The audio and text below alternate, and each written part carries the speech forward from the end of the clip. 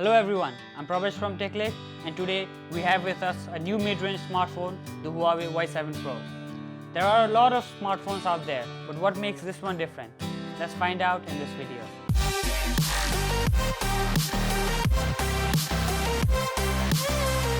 First, I must talk about the design. Y7 Pro has nailed it as far as the clean build and sleek design goes. I'm a great fan of this blue and black color with glossy finish on the sides. Despite the plastic build, this phone feels really sturdy in my hand. Nonetheless, I hope Huawei continues with this trend. Other than the excellent design, the large 5.99-inch IPS HD display will definitely catch your eye. Following Huawei Nova 2i's footsteps, it has come with 18:9 aspect ratio with full view display. Colors are rich and viewing angles are good. Even under direct sunlight, the display is bright enough to use. Looking at the specs, Y7 Pro is powered by Snapdragon 430 chip, which is an octa-core processor. It also has an Adreno 505 GPU, which gives you decent performance while gaming.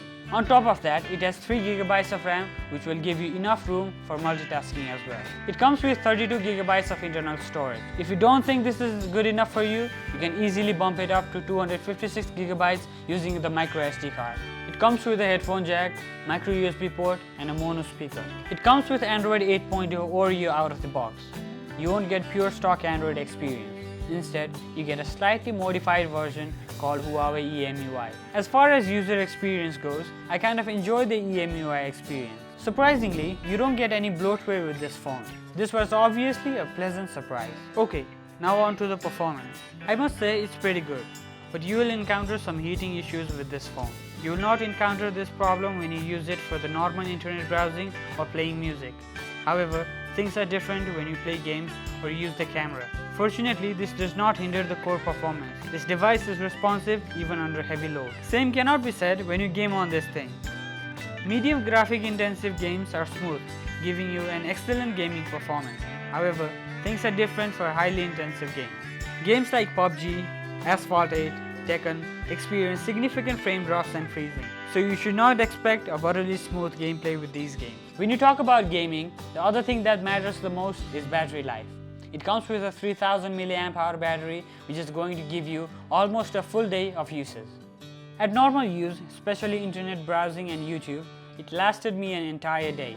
But when you try to bring gaming into the equation, you're gonna need to carry a charger. During an intense gaming session, I had to charge this device twice, which is normal for a device like this. And just another interesting fact, the battery on this phone takes 4 hours to get from 0 to 100%. All in all, this smartphone gives you a decent performance. Both software and hardware in the Y7 Pro will give you a bang for your buck, and the battery life will not hinder your experience in any way. Next, we move on to the camera. The Y7 Pro comes with a rear dual camera setup with 13 megapixel and 2 megapixel sensors respectively. The front camera is an 8 megapixel sensor with Selfie Toning Flash. To be honest, I kind of have mixed feelings about this.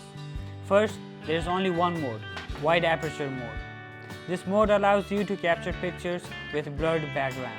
Though this phone is not as feature-rich as the Huawei Y9 2018, you are getting features like panorama, HDR and filters. Talking about the picture quality, it does a decent job justifying the price range. Color saturation and the dynamic range are good, but it lacks the sharpness. I feel like the image is slightly overexposed, which worked for the Nova 2i, but it does not work in the Y7 Pro. In any case, colors are rich and bright. All in all, the camera is good, but it is not top-notch. But I'm impressed with the video quality in this thing.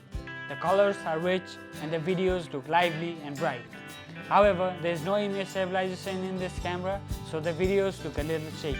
As for security, Huawei has only included face unlock, thus completely removing the fingerprint scanner. This is the only problem I have with the Y7 Pro. Face unlock is responsive, but there are times when it might not instantly recognize your face in very difficult environments. Due to this reason, you might miss the fingerprint sensor. So at the end of the day, I love this device. From its unique design to a decent performance, this phone tries to be the best at everything without breaking your wallet. Therefore, I recommend this device to anyone who is looking for a mid-range smartphone. So, that's it for this video. Please do like, comment and share our video. And this is me, Pravesh, signing off. Goodbye.